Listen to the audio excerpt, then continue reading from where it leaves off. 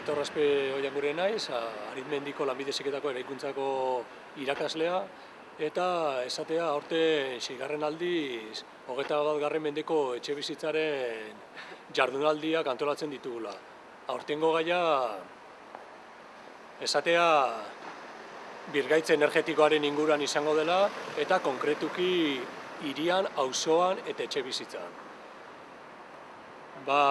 Esatea jardunaldi hauek aurten kulturraten izango direla, eta maiatzaren 11an goizeko 9:00 eguerdiko ordu biterdirak arte iraungo duguela.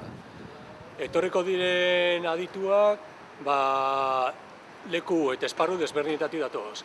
Lehenengo aditua Luis Laskurain izango da, Suradesako teknikaria, eta berak azalduko dizkigu ze gestio egin behar diren birgaitzeetarako.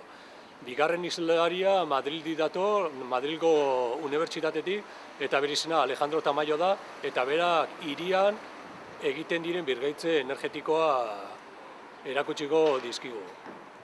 Ondoren, atsedenaldi aurretik, 4. aldiz antolatzen ditugun ekokale sari banaketak egongo dira, eta kafea hartu ondoren jardunaldiari jarraipena emango diogu.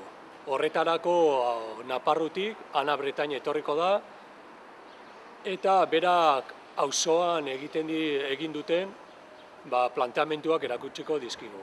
Eta azkenik amaitzeko LKS-ko teknikaria Xabier Gezalaga hitz egingo digu eraikinetan eta konkretuki etxebizitzetako eraikinetan egiten diren birgaitze energetikoa.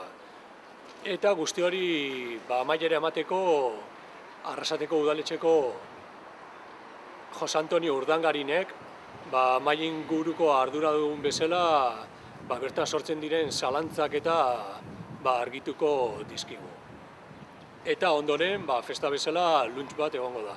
Esatea jardunaldi hauek beti bezala eraikuntzako teknikarientzat, edozein motatako teknikarientzat, kaleko jendearentzat eta gai horretan interesa duten pertsonentzat zuzenduta daudela.